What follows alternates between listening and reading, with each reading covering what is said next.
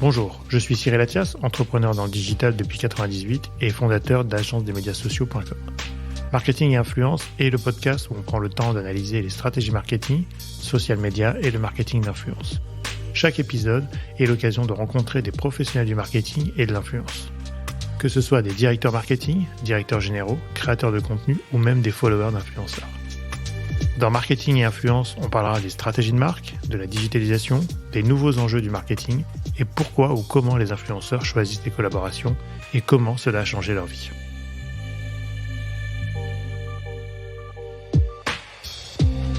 Sur les événements presse, on a la journée automobile et on a un programme lifestyle. Et c'est-à-dire que quand tu fais venir des influenceurs et de la presse lifestyle sur un événement automobile, tu vas pas juste montrer la voiture.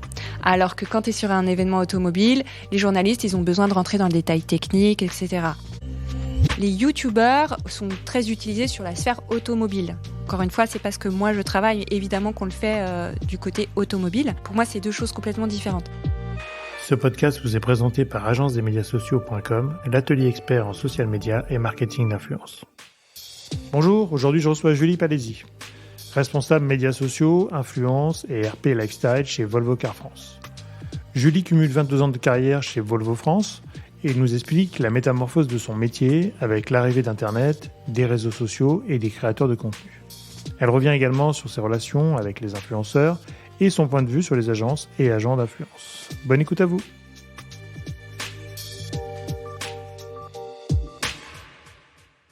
Bonjour Julie. Bonjour Cyril. Comment vas-tu ? Écoute, très très bien. En plus, on est vendredi aujourd'hui, donc c'est encore mieux. Ouais, jour idéal. Hein. On est d'accord. Fin de semaine, c'est toujours très agréable. Exactement. Julie, alors est-ce que tu peux nous raconter ton parcours ? Moi déjà, j'ai 46 ans. Ça fait plus de 20 ans que je suis dans la communication automobile. J'ai eu un parcours assez classique. J'ai fait une école de commerce qui s'appelle Audencia à Nantes. Et puis, j'ai commencé en étant dans l'automobile. En fait, je suis rentrée d'abord par le secteur plutôt que par un poste en particulier. Je savais que je voulais faire de l'automobile parce que je faisais beaucoup de motos et c'était ça qui m'intéressait. Et j'ai commencé ma carrière donc chez Ford, Jaguar, Land Rover et maintenant depuis plus de 22 ans chez Volvo. 22 ans. Ouais. Waouh. C'est pour ça que j'ai commencé par mon âge parce que je me suis dit il vaut mieux 22 ans.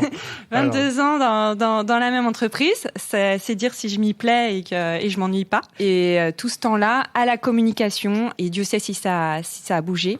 Ouais. Et actuellement en fait, je suis responsable des réseaux sociaux, de l'influence et des relations publiques lifestyle. Dans l'automobile, quand on parle de lifestyle, en fait, c'est tout ce qui n'est pas attrait à l'automobile. D'accord. Donc, moi, mon objectif dans tout ce que je fais, c'est parler de l'image de la marque auprès d'une cible de gens qui ne connaissent pas forcément l'automobile. Et c'est ça qui m'intéresse énormément parce que du coup, je raconte des histoires. En permanence. Et puis t'en as beaucoup parce que Volvo c'est quand même une marque iconique. Hein. Enfin, on va pas rentrer. Je vais pas faire le pitch moi-même, mais de ce que j'en sais, je te donne un petit peu mon sentiment. C'est vrai que c'est une marque suédoise, plutôt premium, design, luxe. Donc pour le lifestyle, pour le coup, il y a. Je vais pas dire que c'est pas facile, mais en tout cas, c'est intéressant à travailler parce que tu as des vraies histoires, j'imagine. Ça, c'est une grande chance que j'ai par rapport à la marque, c'est que c'est déjà une marque qui a énormément changé. Donc moi, j'ai commencé, on m'a demandé de travailler sur les réseaux sociaux à partir de 2012. Donc tu vois, voilà. Et à l'époque, évidemment, les réseaux sociaux et l'influence n'existaient pas vraiment. Ça, on en parle même c'était pas. Des blogueurs, on va dire. Et ça a énormément évolué. Donc l'image de marque a changé. On sait que ça met plus de 10 ans pour changer une image de marque. Et donc, moi, j'ai dû travailler sur l'image de marque. Ah, Volvo, c'est robuste, c'est carré. Mon grand-père en avait une, j'adore. Ah oui, c'est ça. Maintenant, les voitures Volvo qui sont devenues ultra design, tendance au top de la techno. Et il a fallu travailler sur cette image de marque et faire prendre conscience aux gens que non, Volvo, c'est plus la voiture que vous voyez dans les séries américaines. Ça a complètement évolué. Et ça, c'est passionnant du coup, parce que pour le coup, on a des vrais arguments à montrer. Et on sait que il y a des générations qui connaissent moins, d'autres qui connaissent plus. Et c'est ça qui est intéressant, c'est que du coup, le discours, il doit s'adapter en fonction de qui on a en face de nous. Est-ce que c'est des gens qui ont plutôt l'âge de s'acheter des Volvo, qui, eux, savent que l'image a évolué, que les voitures ont évolué, ou est-ce que c'est des générations plus âgés qui ont cette image de Volvo, la voiture carrée. Et maintenant, ce qui est rigolo, c'est les nouveaux, les Gen Z et les nouvelles générations qui sont ah non mais Volvo, je sais que c'est ultra premium. Ouais. D'ailleurs, dans Twilight, le héros conduit une Volvo. Donc là, t'as fait voilà. un Men in Black où finalement personne n'a retenu ce qui était avant dans la culture populaire et donc les nouveaux arrivent avec les séries et ce qu'ils ont vu de la marque. Quoi. Exactement. C'est assez rigolo de voir comment chaque génération a une image différente de la marque. Et c'est maintenant que la marque, elle est ce qu'elle est, et encore une fois, les produits ont énormément évolué, c'est faire en sorte que tout le monde soit bien au courant qu'il y a eu le Volvo d'avant, le Volvo d'après, que l'héritage Volvo est important, parce que nos anciens clients, effectivement, c'est des gens avec qui on a quand même envie d'avoir des relations. Mais les nouvelles Volvo, c'est ça qui nous intéresse le plus, et le plan à venir, parce que dans l'automobile, on sait que les changements de produits, c'est des cycles, et qu'on est déjà, nous, dans l'anticipation du futur.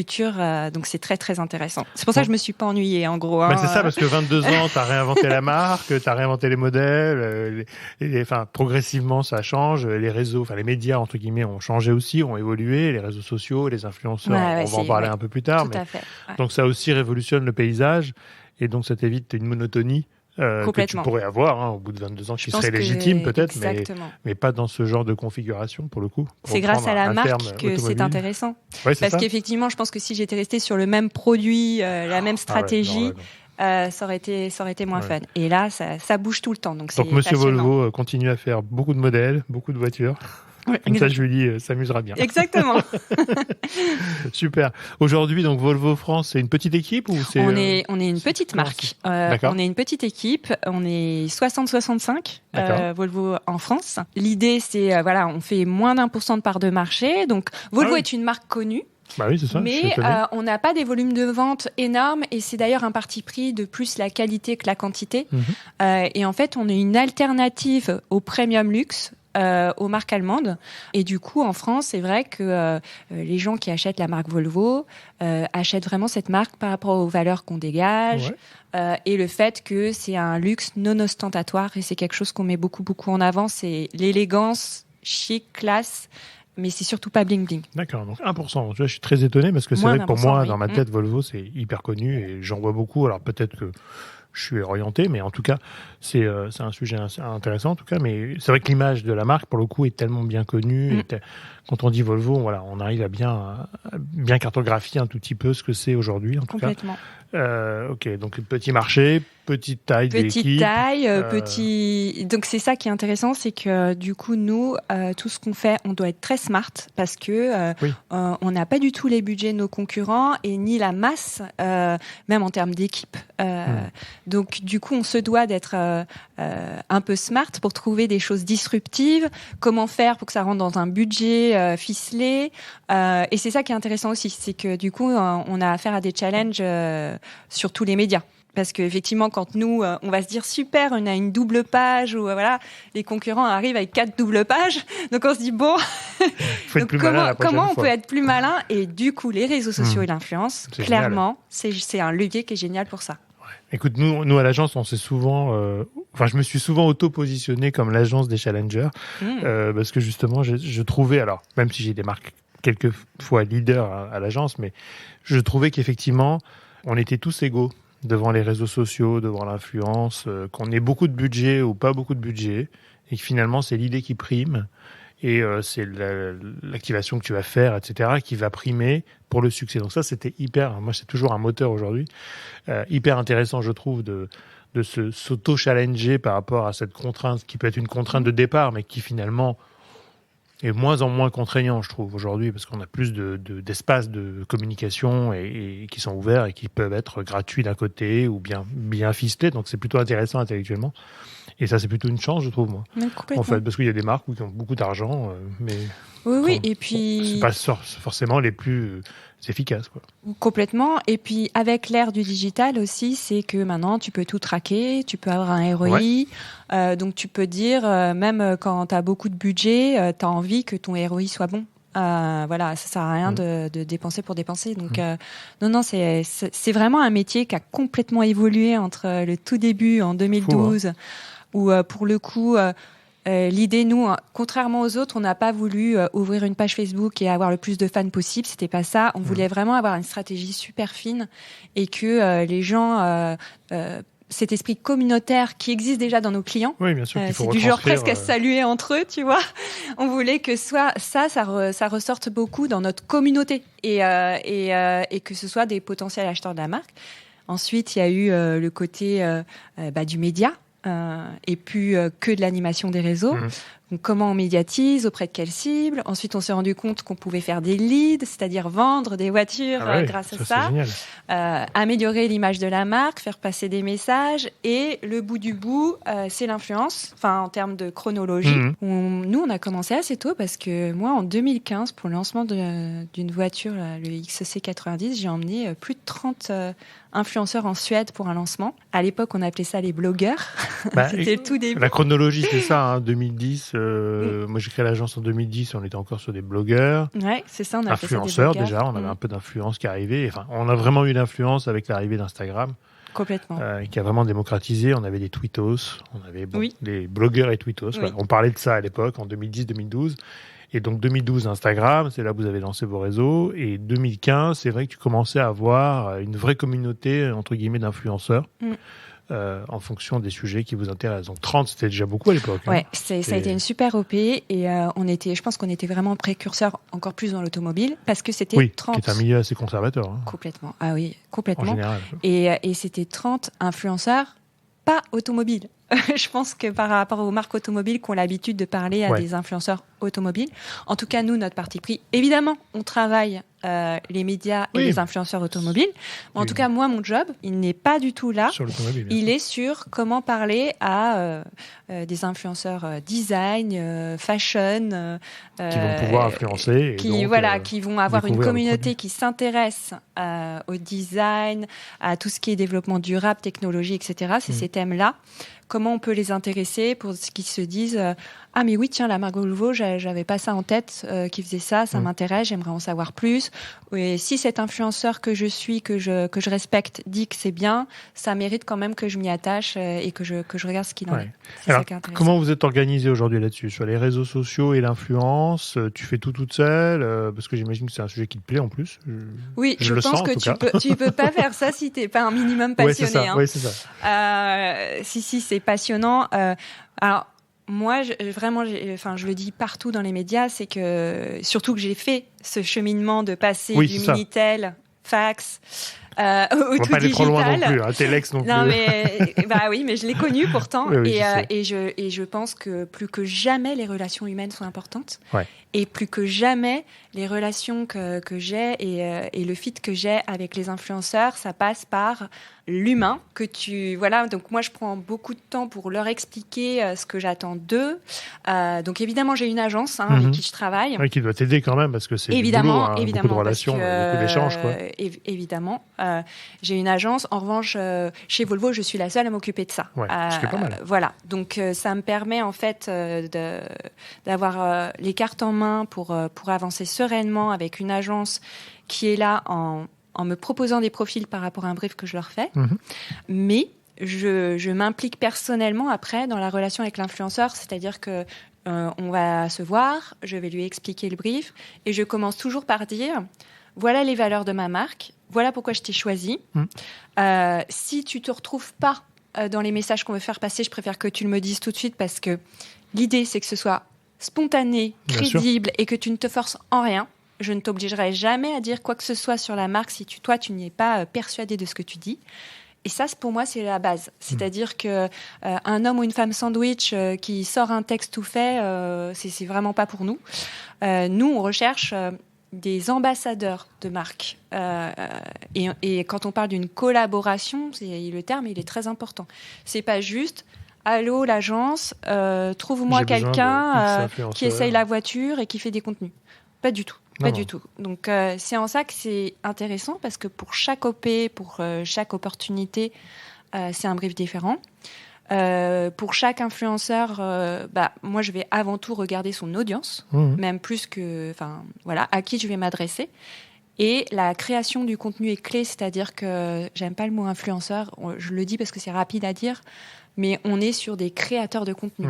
Moi, ce qui m'intéresse, c'est que cette personne-là me crée du contenu de très bonne qualité et qu'en plus, on puisse le médiatiser auprès de son audience et d'une autre cible.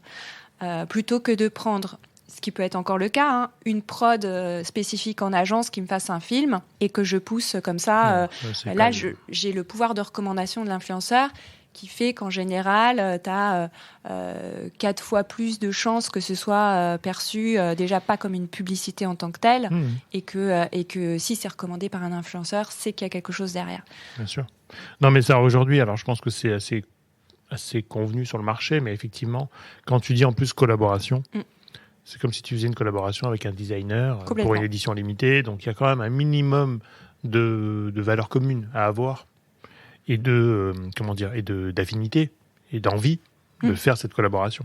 Parce que c'est vrai qu'aujourd'hui, alors je pense qu'on y est moins quand même, mais beaucoup de marques ont évolué là-dessus, et c'est vrai que beaucoup de marques aujourd'hui travaillent l'influence, souvent, alors très centré ROI, ce qui est le vrai sujet aussi, mais on va en parler un peu plus tard, mais ROI / création de contenu / affinité avec la marque. Et en fait, nous, c'est ce qu'on fait un petit peu, on prend les plateformes de marque et on prend la personnalité des influenceurs qu'on connaît parfaitement et on match. Et on regarde qui fonctionne dans les valeurs de marque et donc dans les valeurs de personnalité de l'influenceur, parce qu'il y a des choses des fois qui ne se voient pas par rapport à leur contenu, par rapport à leur... Mais dans leur façon d'être, ils sont peut-être généreux, des choses comme ça, qui des fois font écho à des marques qui sont généreuses, qui sont joyful, etc. Et qui sont hyper importants. Et ça, aujourd'hui, je pense que c'est le côté un peu sympa des influenceurs ou des créateurs de contenu, c'est le côté un peu chirurgical. C'est-à-dire que tu peux vraiment avoir aujourd'hui une sélection chirurgicale de tes influenceurs. Alors, chirurgie, c'est pas le bon mot, mais très précis en tout cas, parce qu'il y en a pléthore. Et en même temps, l'offre est tellement large que tu peux aller jusqu'à des fine-tuning de casting et de personnalité. Et je reviens sur le sujet de l'humain. Les meilleures opérations influence, c'est quand il y a des événements ou quand il y a de la rencontre. Complètement, parce que ça se ressent dans leur distance, contenu. bon voilà, complètement. Ils connaissent pas la marque, ils n'ont jamais vu le client, ils ne savent même pas de quoi ils parlent des fois. C'est compliqué quand tu vois des marques qui activent 50 influenceurs à l'autre bout du monde, chacun fait les mêmes contenus, ça a peu d'intérêt. À ce moment-là, tu fais du média c'est presque pas plus intéressant, mais en tout cas, c'est pour ça que le fait de personnaliser le discours, de les rencontrer, d'être sûr qu'ils adhèrent, ça permet d'avoir des contenus en tout cas en phase avec les valeurs de la marque, et c'est vraiment super important. Et je suis d'accord avec toi qu'on peut rentrer vraiment dans le détail de ce qu'on recherche, et qu'une agence est importante, enfin en tout cas à mon niveau c'est important, parce que comme tu le disais, sur le papier ça peut paraître très bien, mais si elle me dit cette personne c'est une diva, il y a plein de choses que tu ne sais pas toi et que l'agence connaît. Et d'ailleurs je pense que les très bons influenceurs sont ceux qui savent gérer tout ça aussi, c'est-à-dire qui savent que les choix qu'ils font ont une incidence sur la réputation, même en termes professionnels. Et moi j'irais même plus, il y a aussi les agents. C'est un vrai... Allez, parlons-en maintenant. Parlons-en. Si tu veux, si ça te va. Moi, je trouve que ça peut être un point très bloquant. Et d'expérience, si je ne rencontrais pas tous les influenceurs en direct, ça m'est arrivé que je propose quelque chose où je me dis cette personne va adorer faire cette collab ou être invitée à cet événement. Je reçois pas de réponse, je trouve ça bizarre. On me répond via l'agent, non, elle peut pas, etc.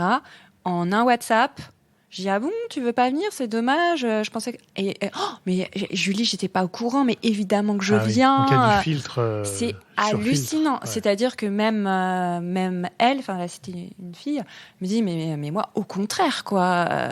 Donc je trouve aussi que les agents parfois sont pas professionnels, parce que tu apprends que c'est la cousine ou que c'est machin, enfin voilà, que c'est pas vraiment professionnalisé.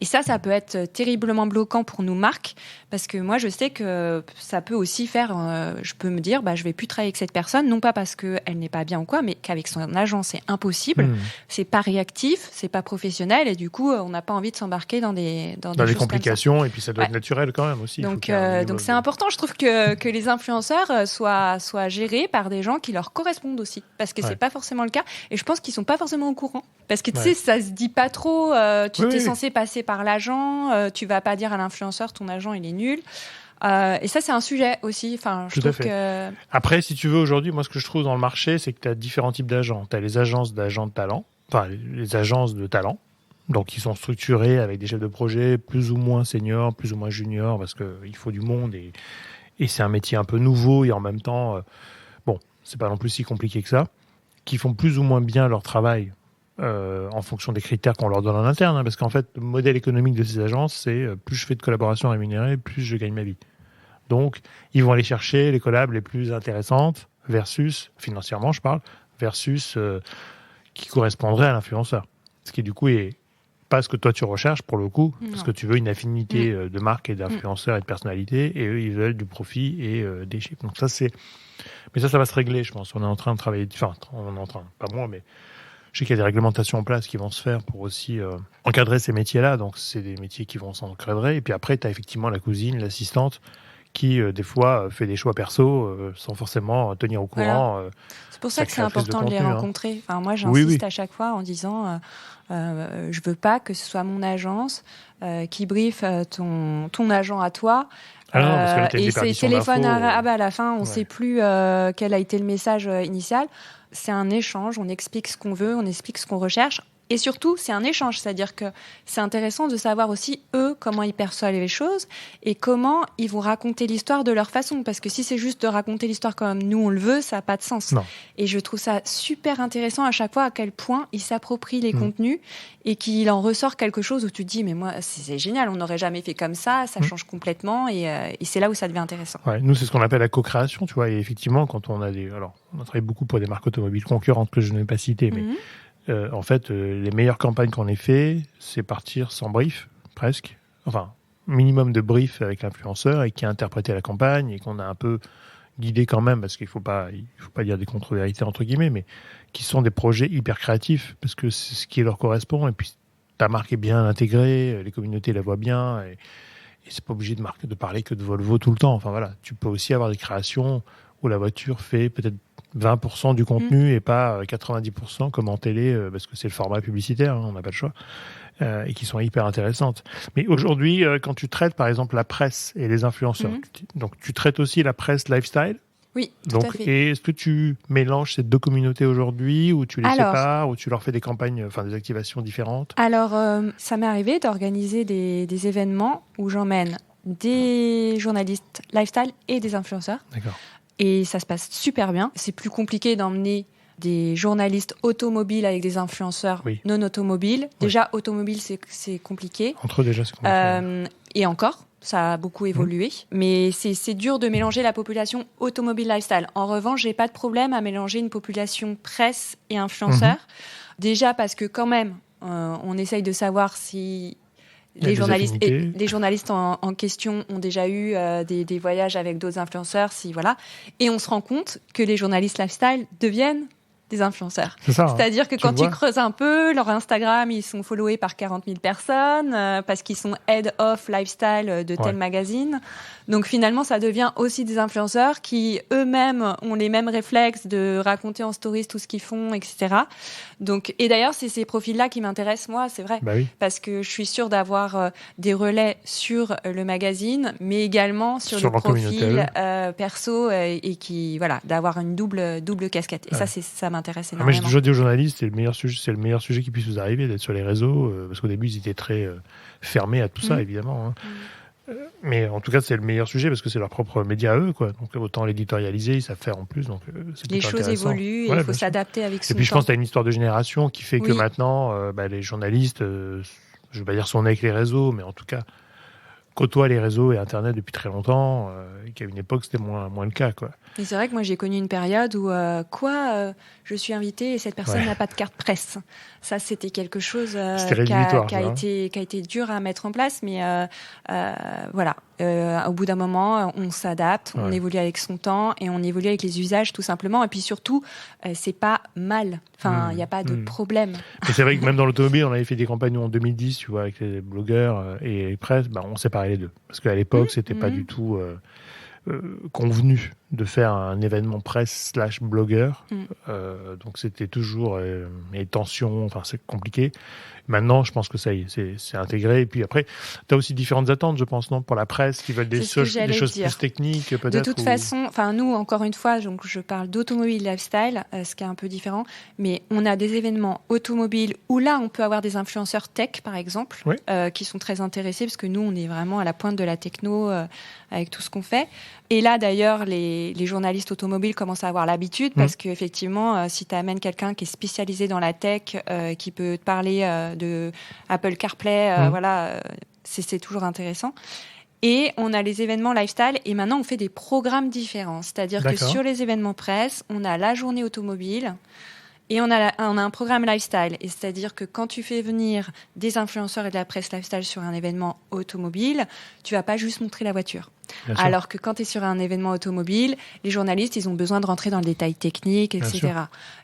Pour le lifestyle, on va plus rentrer dans... on va vous faire rencontrer le designer qui a conçu ce matériau sans cuir. On va vous montrer une collaboration avec un designer de sac à main qui a utilisé le même matériau que la voiture. On va raconter des histoires comme ça. On va beaucoup plus rentrer dans tout ce qui est design, matériaux, la nouvelle ère du design durable, des histoires qui sont complètement annexes. Et by the way, c'est incarné par une voiture. Mais on va au-delà de ça. Ouais. Donc, tu as des programmes spécifiques par rapport à tes cibles, etc. Oui. Et aujourd'hui, quand tu travailles avec les influenceurs, alors, au-delà le côté affinitaire et le côté créatif qu'ils peuvent avoir, qu'est-ce que tu cherches? C'est quoi ton objectif aujourd'hui avec les influenceurs? Ou qu'est-ce que tu cherches chez eux? Qu'est-ce que tu recherches auprès d'eux? Est-ce que c'est que de la création de contenu ou est-ce que c'est des choses encore plus différentes? Alors en fait, ça dépend de l'objectif de ce qu'on veut faire. C'est-à-dire que si c'est vraiment sur un projet dédié où il y a de la création de contenu et je veux que le contenu il soit super léché, super parfait, je cherche des profils qui ont l'habitude de travailler avec de la prod, ou souvent c'est leurs conjoints qui sont vidéastes, etc., mais super pro. Et je vais avoir beaucoup de critères, mais celui-là en fera partie. Après, moi, je travaille pour Volvo Car France, donc déjà, je recherche des communautés qui sont en France, c'est-à-dire un influenceur qui a 70% de sa communauté en dehors de la France. Ça m'intéresse pas de mettre de l'argent pour toucher des gens qui sont... Donc ça paraît bête, hein, mais déjà... Mais c'est pas si courant non plus de regarder ça. Exactement. Donc en fait, moi, je rentre plus par, évidemment, l'influenceur, quelle est son aura, son image, s'il n'a pas de polémique. Ensuite, par qui il est suivi? Est-ce que c'est plutôt des gens jeunes? Parce que moi, ça m'intéresse pas que ce soit trop jeune. Ben non, il faut un pouvoir d'achat aussi. Voilà, même si je sais que les personnes avec qui on va s'adresser vont pas forcément acheter des voitures Volvo qui sont très chères. C'est plus, ça fait travailler l'image de marque. En revanche, si c'est une OP où je veux vendre la Volvo, bah là, je vais aller sur de l'influence, peut-être même plus sur LinkedIn. Moi, je suis très... je trouve que c'est un réseau qui mérite d'avoir des influenceurs. Je pousse là-dessus. Et sur Instagram, on va plus travailler l'image de marque. Donc, je vais rechercher, en fonction de la campagne, si je parle de sécurité, est-ce que j'ai plus tendance à parler à des influenceurs famille? Si je parle sur la techno, je vais être plus sur des influenceurs tech. Si je parle sur le design, la désirabilité de la marque, je vais aller sur du fashion, sur des designers, sur de l'archi. Et en fonction, je donne mes critères. Et après, quand on a vu un peu à qui on va s'adresser, on regarde des scores aussi de qualité. C'est-à-dire que le taux d'engagement, c'est quelque chose que je regarde. Et je ne rentre jamais par macro, micro. C'est-à-dire que je ne vais pas regarder à la base s'il a plus de 100 000 fans ou de followers. Ce n'est pas ça qui m'intéresse. C'est le taux d'engagement. Et je suis de plus en plus à aller vers des plus petits parce que je me dis, c'est intéressant même. On a un peu cet esprit chez Volvo qu'on aime bien mettre en avant aussi des gens et des talents. En se disant, tiens, cette personne-là, je sens qu'il y a un vrai talent, un potentiel. Je suis contente d'être là pour l'aider aussi à avancer. Grandir, Et on l'a fait avec plusieurs influenceurs parce qu'on était là au début vraiment de l'influence. Et il reste super fidèle. Parce qu'on était là au début, parce qu'on a fait des choses ensemble, parce qu'il s'est créé un lien avec la marque. Et s'ils sont pros et s'ils font ça avec beaucoup d'intelligence, ils se rendent compte qu'il y a vraiment un esprit loyal qui se crée et on est win-win. Donc en gros, c'est en fonction de la campagne et en fonction de ce qu'on veut faire passer comme message. Et du coup, tu as quand même une fidélité depuis 2015 oui. que tu suis. Oui. Au début, j'avais carrément fait un club. Tu as fait un club, ouais, c'est ça? Oui, au début, j'avais fait un club. Après, on a été un peu débordés parce que au début, c'est nous qui contactions les influenceurs. Maintenant, je reçois des appels tous les jours. Ouais. Tous les jours, j'ai 2 demandes. Quand je dis des appels, c'est via Instagram, via le compte Volvo Car France. Bien sûr, qui est très sollicité, j'imagine. Très, très sollicité. Ça devient le contact privilégié des célébrités, des influenceurs, aussi bien macro que micro, qui nous disent, voilà, moi, j'aimerais travailler pour vous, j'ai ça à vous proposer. Donc, on a switché dans un mood où on doit choisir. Et ça, c'est hyper agréable. Ouais, c'est hyper agréable. Donc, c'est toi qui tiens le compte Instagram. J'ai des community managers, mais oui. Mais tu regardes bien qui te demande. Oui, j'aime bien. Et ça nous est arrivé que des célébrités nous contactent sur Instagram et qu'on 2 jours après, ils achètent la voiture. Parce que parfois, ils veulent juste acheter. Ils veulent des renseignements. Oui. Ils veulent même pas forcément un prix. C'est les vrais ambassadeurs qui roulent parce qu'ils ont décidé d'acheter la voiture. Et ça, c'est génial. Ouais. C'est génial. Donc, Instagram fait vendre des Volvo. Oui. Et ça, c'est une réalité. Parce que d'autres expériences, mais en tout cas, c'est, je trouve, en tout cas, la plateforme la plus intéressante en termes de... pour des marques qui veulent montrer du design et du contenu, parce qu'on peut rentrer en relation avec la marque, on peut vraiment avoir une vraie relation avec des gens ou des influenceurs ou des clients même qui doivent venir sur les comptes. Et c'est là où se fait finalement le switch quand même. Quand tu es en phase de considération, de regarder ce qui se passe et des créations de contenu peut te faire switcher d'une marque à l'autre quand tu n'es pas sûr. Et où, quand tu veux acheter, tu es encore plus considéré et tu as envie, quoi. C'est vrai qu'Instagram a... C'est ton meilleur coup d'acquisition, en plus. C'est un très bon coup d'acquisition. Ça nous permet de travailler la consigne, le awareness. La conversion, oui. Mais alors, nous, en conversion, là où on est très fort, c'est sur Facebook, pour le coup. C'est-à-dire que ça reste un média en termes de ROI qui est génial et qui permet, en fait, en faisant beaucoup de retargeting et d'avoir une stratégie fine, d'avoir cette exposition à la télé. Tu l'as ensuite sur un contenu différent sur ton Facebook, tu t'y intéresses et ensuite tu es retargeté avec une offre de loyer où tu dis tiens, ça c'est fait pour moi. Pour le coup, à chaque fois qu'on fait de l'Insta et du Facebook, c'est quand même Facebook qui prime en termes de conversion. Oui, parce que l'outil publicitaire est aussi vachement plus développé sur Facebook. Tu as aussi la géolocalisation, j'imagine, que tu dois faire à 1 kilomètre autour des points de vente. Avec les règles, chacun fait son truc. Voilà, on ne peut plus faire autant de choses qu'on a eu l'habitude de faire en termes de data, etc. N'empêche que on arrive en termes de conversion à faire des choses. On vend vraiment sur les réseaux sociaux. Ça, c'est ce que tu disais. Ça, c'est fou.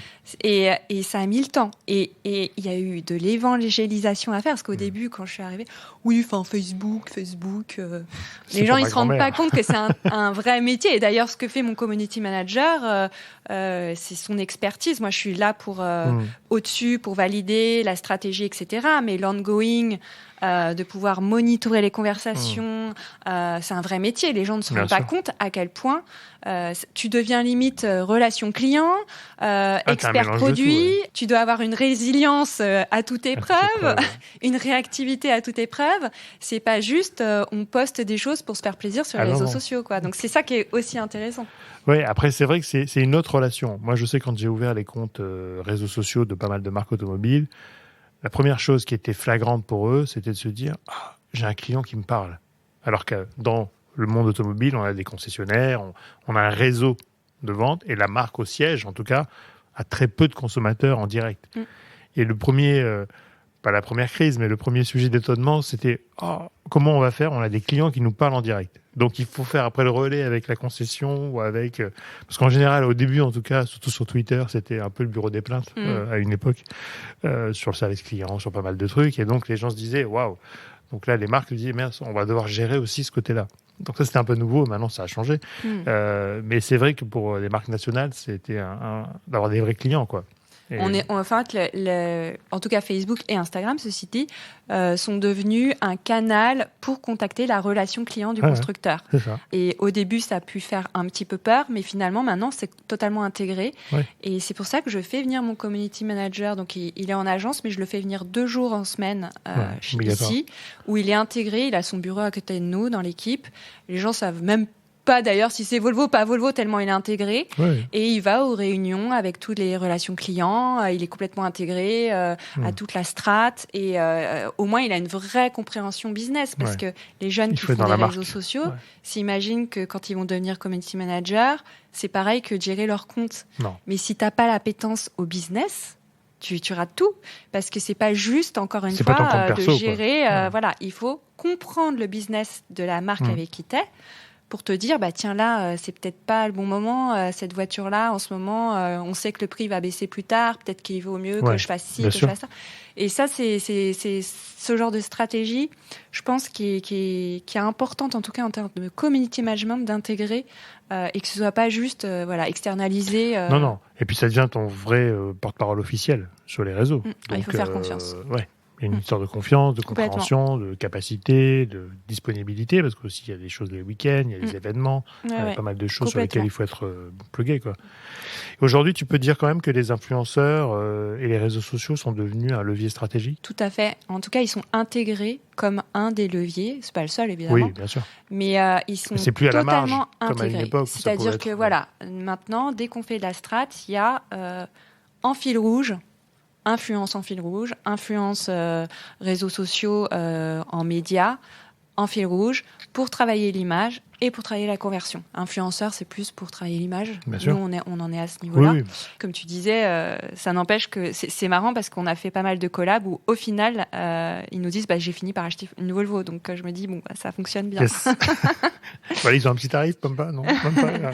C'est de champagne. Ça, je ne rentrerai pas dans le détail. Bon, on peut pas le dire. Aujourd'hui, évidemment, les influenceurs, tu travailles en collaboration rémunérée ou non rémunérée, ou les deux ? Les deux. Il y a des personnes qui nous contactent en disant, écoutez, moi, ça me ferait trop plaisir si vous me prêtez une voiture pendant un week-end. Je vais vous faire des contenus. Est-ce que ça vous intéresse ?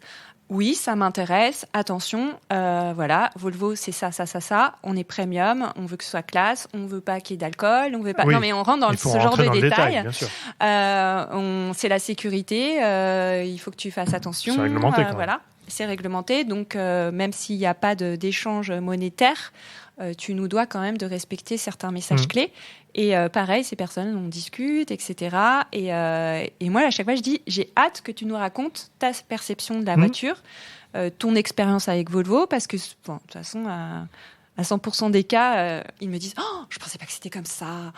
Oh, mais c'est génial. Oh, mais alors du coup, mon copain veut l'acheter. » ou l'inverse. Ouais. C'est assez rigolo. Donc ça, c'est le côté opportunité. On nous contacte ou nous, on repère des gens en se disant « Tiens, on va leur prêter, on va voir si ça les intéresse. » D'ailleurs, j'aime bien faire ça aussi avec des journalistes lifestyle, pour le coup, en disant « Est-ce que tu veux pas l'essayer pour me dire ce que tu en penses ?» Et ensuite, il y a des vrais collabs où là, c'est plus nous qui sommes à l'origine, c'est-à-dire qu'on va dire là, on a une campagne avec un message clé à faire passer. Et là, c'est souvent payant. Ce que je remarque quand même, c'est que quand l'influenceur ou l'influenceuse est vraiment... c'est ça qui est génial. C'est quand je sens que vraiment, c'est la marque. Ils sont ravis de collaborer avec la marque parce que le projet correspond à leurs valeurs, etc. C'est fou comme en termes de négo, tu peux passer du simple au double. Quand tu leur expliques, moi je suis une petite marque, j'ai que tel budget, est-ce que t'es ok ? Je comprendrais que non. Non, mais je vais le faire parce que c'est trop beau, ça correspond à ce que je veux faire.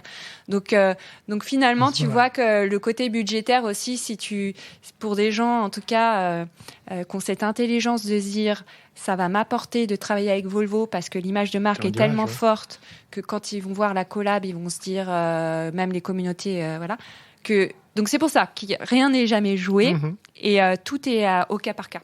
Après, c'est vrai que c'est en même temps le meilleur filtre. Parce que du coup, si tu as une vraie envie, une vraie appétence du créateur de contenu, c'est quasiment le meilleur filtre naturel pour toi te dire il va me faire du bon contenu. Mais c'est pour ça, mais c'est pour donc ça qu'il faut les rencontrer. Donc la négo financière est intéressante, mais parce que tout travail mérite salaire. Après, tu peux aussi acheter des droits pour faire de la médiatisation. Donc ça, c'est des choses classiques qui existent. Mais c'est vrai que tu rentres pas par l'argent ni par le budget, mais tu rentres par l'envie de et la capacité collab, de faire. Voilà. Le fait que l'influenceur se dise je vais faire un super contenu qui va être vu, qui va plaire, ça rentre dans ma ligne éditoriale. parce qu'il y a ça aussi. Toi, tu republies les contenus sur tes réseaux sociaux en ou général, t'es assez drivé par le global? Ça dépend aussi. Soit je fais ce qu'on appelle je sais pas si je rentre dans le détail, mais du branded ad content, où finalement c'est sponsorisé via les réseaux sociaux de l'influenceur, parce que c'est tellement lifestyle que de toute façon, même nos followers Volvo ne s'y retrouveraient pas. Et sinon, je peux faire de la sponsorisation classique où via mes réseaux sociaux, je republie le contenu. Tout dépend si je considère que ça peut être intéressant ou pas, parce que en fait, on se met toujours à la place moi c'est comme ça que je travaille. Je me mets plus à la place de l'audience que en me disant qu'est-ce qui m'intéresserait d'avoir comme message, parce que si c'est pour ne pas engager ou ne pas intéresser, j'ai pas envie de leur faire perdre du temps, et nous aussi, donc c'est plus dans ce sens-là. Est-ce que tu penses que les créateurs de contenu aujourd'hui sont aussi efficaces qu'une campagne, alors pas publicitaire parce qu'il y a oui. Est-ce que tu penses quand même qu'aujourd'hui ces créateurs sont arrivés à un niveau de création et de contenu et de storytelling qui est assez proche de la publicité ou du brand content qu'on pouvait faire avant sur des médias aussi, Pour moi, ça se complète. Ça se complète. Se complète. Et ce qu'ils ont en plus, c'est le pouvoir de recommandation. Et pour moi, c'est clé, c'est-à-dire que ils sont capables de faire comme une vraie pub, où tu te dis mais c'est pas possible, c'est comme une vraie pub. J'ai le cas là dans pas longtemps. Et en même temps, tu dis oui, mais le fait que eux recommandent notre marque, t'as 4 fois plus de chances que ce soit acheté ou qu'il y ait un impact très fort qu'une simple publicité. Donc ça se complète, faut pas du tout oublier les restes, parce que chaque levier est travaillé différemment. Oui, puis il y a des cibles différentes. Et là on est dans le haut du funnel vraiment. Donc c'est quelque chose qui est à travailler. En revanche, la considération, on la retravaillera peut-être plus dans un second temps sur des leviers plus classiques, et en troisième temps dans le retargeting qu'on fera auprès de la conversion. Clairement, maintenant, nous, on l'intègre pratiquement systématiquement. Quand on fait quelque chose, on dit il y aura un volet influence. C'est sûr. Aujourd'hui, c'est dans un milieu assez conservateur, l'automobile. Pas beaucoup de marques, finalement, le font. Non. Vraiment. Ce qui est plutôt une opportunité, je trouve, pour ceux qui le font. Et effectivement, aujourd'hui, tu es quand même sur une consommation où tu découvres des marques sur les réseaux.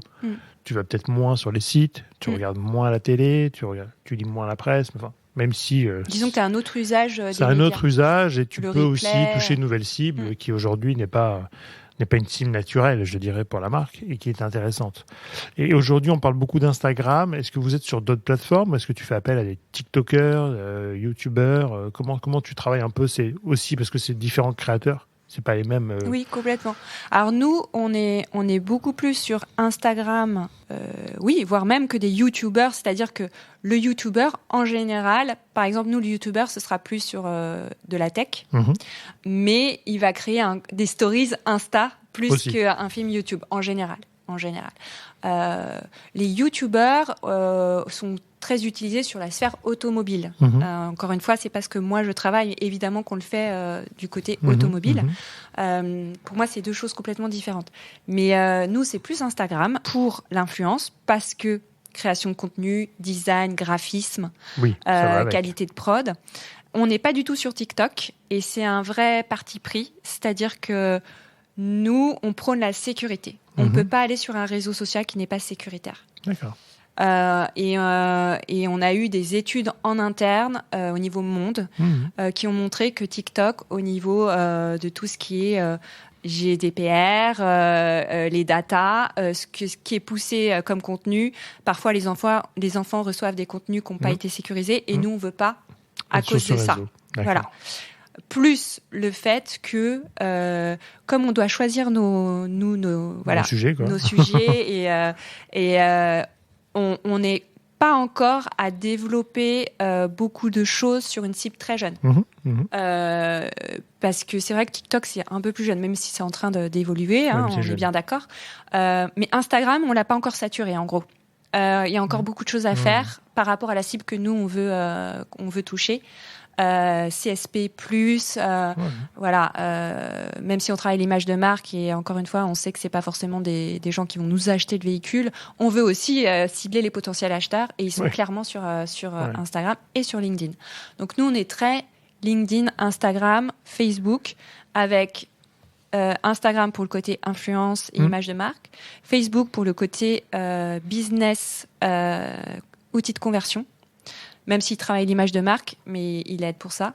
Et LinkedIn pour la cible pro, parce qu'il ne faut pas oublier que dans l'automobile, on vend beaucoup à une cible pro. Bah oui. Mais alors LinkedIn, tu le travailles comment ? En influence aussi, ou tu trouves des influenceurs B2B ou des... En fait, c'est quelque chose, je pense que je vais de plus en plus développer. C'est un influenceur LinkedIn. C'est finalement, on a fait une petite campagne là-dessus où on demande à des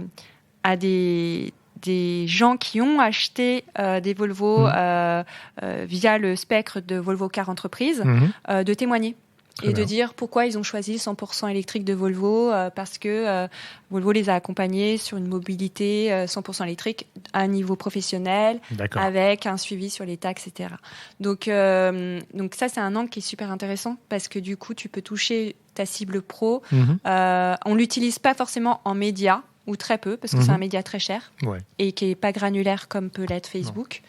Et ça, je trouve que c'est dommage pour eux de ne pas avoir réussi à être. C'est vrai que le média sur LinkedIn, on ne le voit même pas. Enfin, c'est très particulier. Disons qu'ils n'ont pas su rentrer dans une granularité qu'on peut avoir avec un Facebook. Mais c'est intéressant de le travailler. Et en organique, pour le coup, LinkedIn est très bon. Donc, on ne l'oublie pas, nous. Pour une marque très à vendre 50% des voitures à une cible. Oui, c'est ça, parce qu'aujourd'hui, c'est quand même du B2B.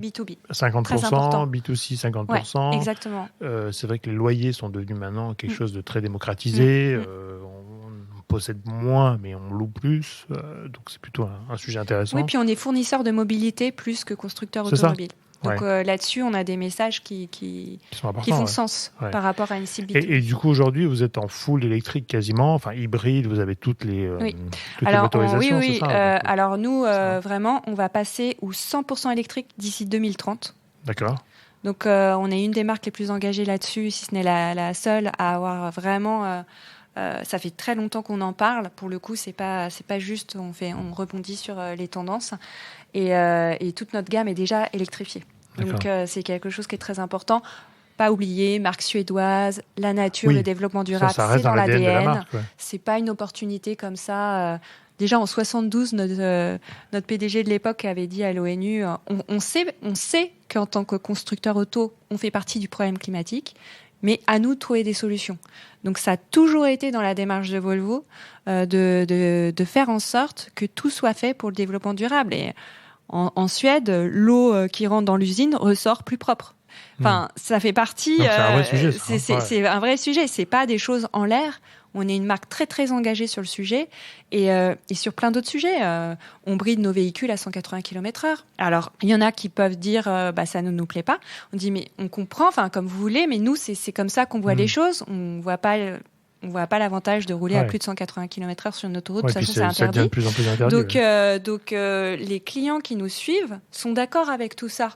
Et on est très, très engagés dans les prises de parole totalement circulaires en 2040. Et tout est fait pour ça. Avec toujours la vision zéro mort. D'accord. Donc sécurité à fond. Design, tout ce qu'on fait, écologie, c'est pour l'humain. Tout est centré, tout sur centré l'humain. autour de l'humain. C'est-à-dire que c'est pas la techno pour la techno, c'est la techno au service de l'humain. Là, on sort un véhicule, le X90, c'est la nouvelle ère de la sécurité chez Volvo. C'est comment la technologie, finalement, elle est là au service de l'humain. Et tu as oublié ton enfant dans la voiture, c'est la canicule. La voiture va te prévenir tout de suite sur ton téléphone et va enclencher la clim. Enfin, c'est ces nouveaux usages qui font que tu choisis la marque Volvo parce que tu es au top de la sécurité et que la sécurité, ça ne doit pas être chiant à raconter. Oui, bien sûr. Ça ne doit pas être une contrainte. Ce mot parce que c'est pas glamour de parler de sécurité. Et j'en parlerai peut-être tout à l'heure parce qu'on a une campagne qui vient sur le sujet, mais on est très très axé là-dessus et c'est toutes ces histoires autour de la sécurité de l'humain et de la planète. Ok, très clair.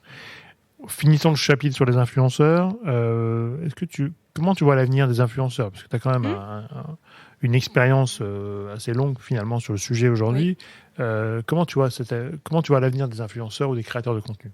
Je pense que ne vont rester que ceux qui ont compris que c'était un vrai métier stratégique et qui sont très professionnalisés et qui ont compris qu'ils doivent bien choisir les marques avec qui ils travaillent déjà et qui ne doivent pas enchaîner une marque premium, non premium, passer du fromage.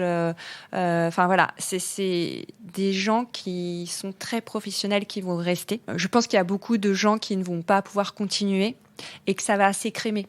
Et que, en revanche, ceux qui vont rester, et je parle pas forcément des plus gros, moi je pense qu'il y a un très gros avenir pour les micro-influenceurs, parce que finalement, c'est ces gens-là qui parlent aux marques et aux communautés, parce qu'ils sont vraiment prescripteurs d'un avis qui a son importance.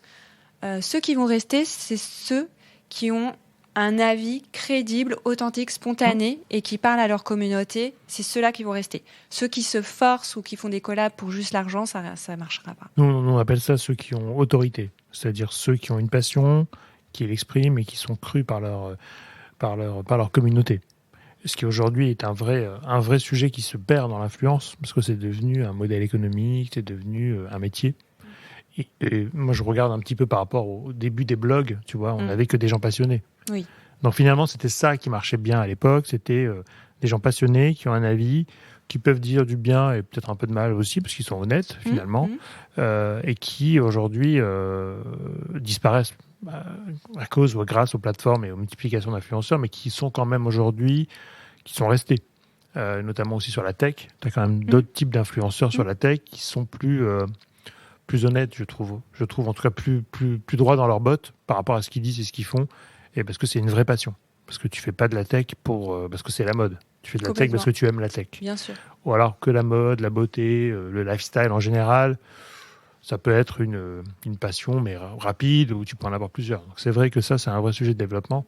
Et je pense qu'il ne faut pas oublier qu'on est au début, entre guillemets, de ces sujets-là, puisqu'on est sur 10 ans finalement d'expérience, d'écrémage, on est encore en phase de croissance, et que la phase de maturité va arriver, et qui va justement permettre aux meilleurs de rester.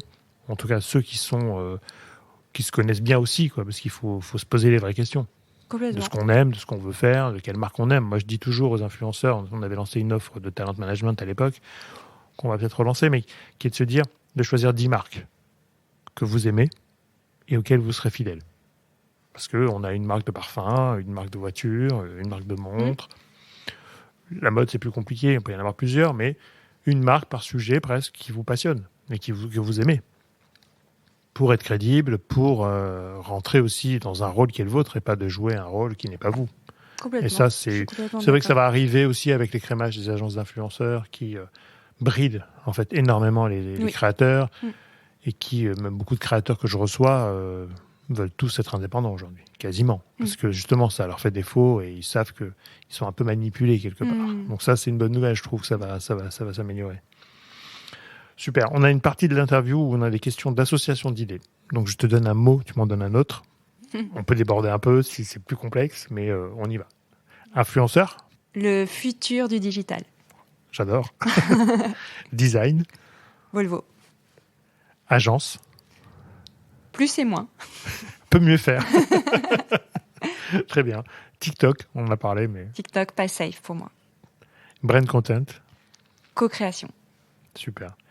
Et alors maintenant, on arrive dans la phase de closing de l'interview. Tu peux nous parler des prochaines campagnes? Alors, tu nous as un peu teasé en amont sur un sujet. Oui, à chaque fois que je te parlais de tous les sujets, je pensais à cette campagne. À l'heure où je te parle, elle sera passée, enfin à l'heure où ton podcast sera diffusé. Ouais. Mais on lance une belle campagne d'influence la semaine prochaine qui est pour moi, qui regroupe tout ce que je viens de te dire, parce que j'ai mêlé une macro-influenceuse avec on peut dire elles sont micro-influenceuses. Micro, pour toi, c'est combien alors on va dire, la macro plutôt, on va dire, c'est après 100 000. Ok.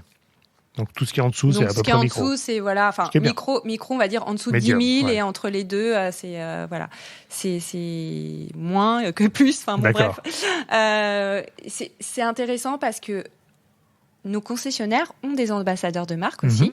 Tu vois, ils ont eux-mêmes des influenceurs qu'on appelle des ambassadeurs, parce que pour le coup, c'est vraiment des ambassadeurs de la marque. Et on a décidé de faire cette campagne qui est très intéressante parce que c'est sur la nouvelle ère de la sécurité par Volvo. Et c'est comment on peut parler de sécurité avec une notion de psychologie. Finalement, c'est quand tu es en sécurité que tu te sens libre d'avancer. D'accord. Le thème, c'est ça. Et c'est la campagne qui est actuellement en télé et en digital pour Volvo. Quand tu es en sécurité, tu te sens libre d'avancer. D'accord. Donc, comme tu disais, là, on parle presque pas de la voiture. Enfin, je vais t'expliquer. Et c'est ça que je trouve intéressant. C'est avant tout la valeur de la marque. Et comment une marque comme Volvo peut s'adresser à quelqu'un en disant, mais est-ce qu'on peut aussi avoir un sujet sociétal à traiter ? Est-ce qu'on peut avoir une réflexion qui va au-delà de l'automobile ? Donc, on a contacté une macro-influenceuse sur le sujet. Elle nous a dit, ah, mais là, ça, c'est moi, quoi. Enfin, je comprends tout à fait cette campagne. D'accord. Moi, je pense que je peux la nommer. Je pense, oui, c'est donc, pas un c'est secret 12 maintenant. février, Julie, qui m'a dit mais moi, je veux acheter une Volvo depuis toujours parce que c'est vos valeurs sont mes valeurs. Donc, en plus, elle était en train d'essayer d'acheter une Volvo, donc c'est assez rigolo. On l'a contactée en disant on a pensé à cette campagne pour toi. Quand je suis en sécurité, je me sens libre d'avancer. Est-ce que ça te parle ? Oui. On lui a fait le pitch en disant voilà, qu'est-ce qui a fait que tu as retrouvé la force pour ceux de tes auditeurs qui connaissent pas Julie. Elle a été brûlée en fait à 40% à 16 ans parce qu'elle était avec un costume de carnaval qui s'est enflammé quand elle a fumé sa cigarette. Comment elle s'est relevée de ça et que maintenant elle prône justement le body positive, le fait qu'elle est même devenue mannequin alors qu'elle est brûlée sur tout le corps et sur le visage et que cette femme elle est solaire et on trouvait que ça allait vachement bien avec notre campagne. Elle nous a fait un film qui est juste qui met les poils où on s'est dit elle a tout compris. Elle a tout compris et on est d'accord, c'est-à-dire qu'elle se force pas, elle le dit avec ses mots. Oui, bien sûr, c'est son... Elle a intégré ses parents dans le film pour montrer à quel point c'était important pour elle. Et il y a eu vraiment cette belle histoire entre nous. On s'est dit, mais c'est exactement ce que, pour moi, c'est ça l'influence. Elle s'est reconnue dans le brief, elle s'est reconnue dans les valeurs. Elle ne se force absolument pas à parler de ça. Et du coup, je trouve que le contenu, j'ai hâte de voir quand ça va sortir, mais il correspond.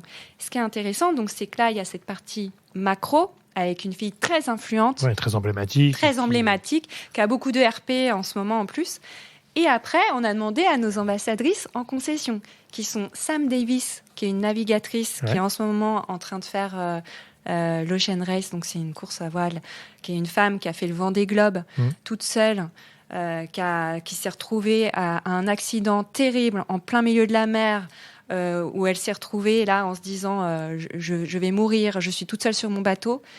Et on l'a contactée, on a dit mais Sam, cette campagne elle est faite pour toi, comment t'as fait pour trouver la force et te sentir de nouveau en sécurité pour avancer? Elle a dit mais moi c'est les enfants. Tout ce que je fais, c'est pour sauver des enfants, c'est-à-dire qu'à chaque fois qu'elle fait quelque chose, elle a un partenariat avec le mécénat de chirurgie cardiaque. Pour chaque like, c'est un enfant sauvé, enfin, c'est tout un truc derrière. D'accord. Et elle a trouvé cette inspiration dans les enfants et sauver les enfants, et elle est repartie finir la course. Incroyable. Et la troisième, c'est Marie Baucher, qui est une skieuse paraplégique médaille olympique. Pareil, Marie, elle roule en Volvo via le concessionnaire. On lui a dit, est-ce que ça te parle ? Elle dit, mais carrément. Et donc, ces deux femmes d'exception ne sont pas des...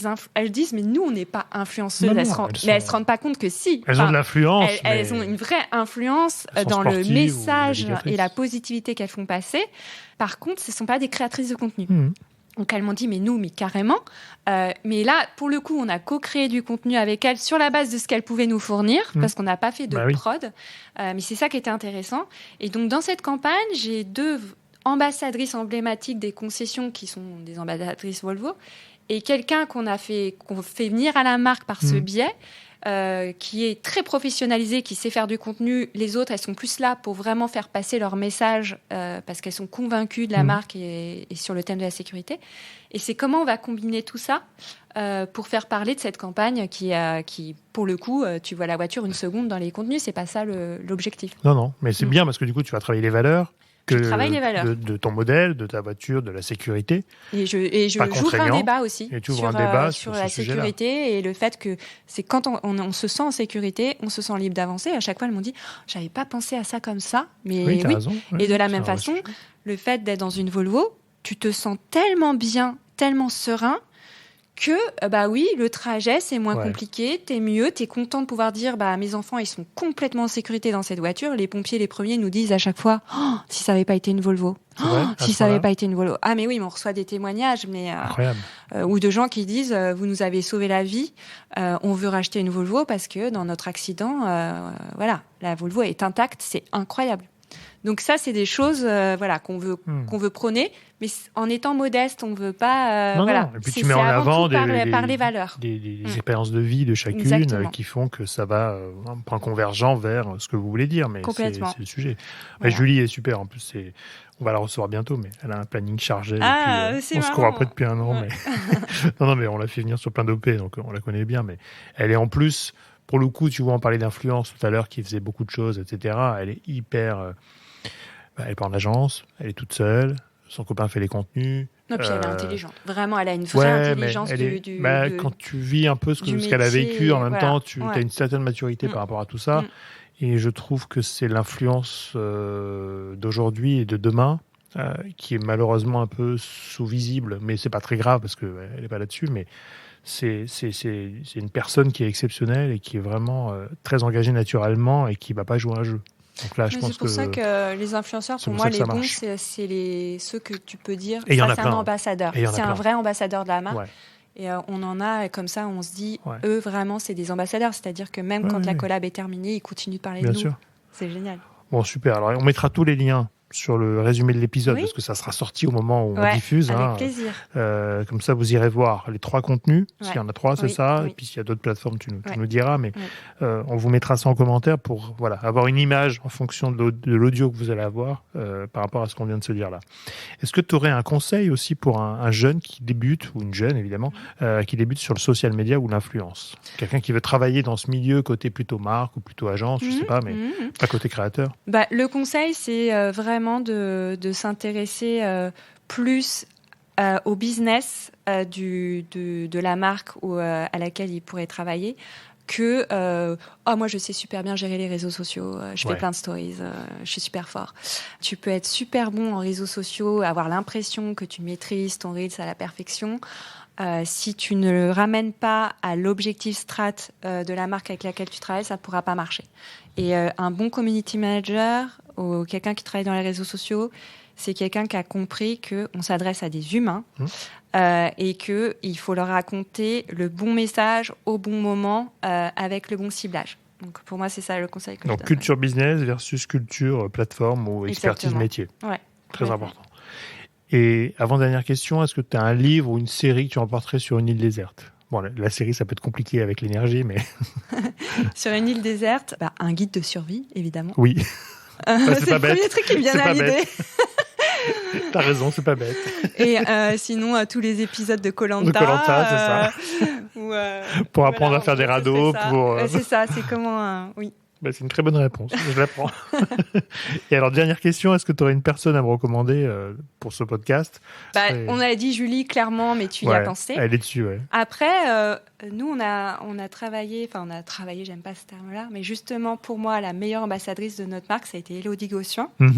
Et je trouve qu'elle est très, très intéressante, Élodie, parce que elle a su totalement intégrer notre collaboration dans son quotidien, parce qu'elle roule à l'année en Volvo. Oui, puis elle a une famille XXL, je crois. Elle a la famille XXL, elle a les valeurs, et elle arrive tellement bien à gérer tout ça. Et pour le coup, en termes d'authenticité de contenu, elle a compris qu'elle l'intégrait dans son quotidien et que c'est pas juste faire la promo de notre marque. Il y a un vrai lien qui s'est créé. D'accord. Et je la trouve très, très intéressante dans son approche parce que très professionnelle, très humaine et très, très attachée aux valeurs de la marque. Donc, elle m'a déjà dit que le jour où on arrêtait la collab, elle achèterait une Volvo. Pour elle, ça fait pas sens d'avoir été ambassadrice et ensuite de passer à un autre, tu vois, jusqu'au bout du truc, quoi.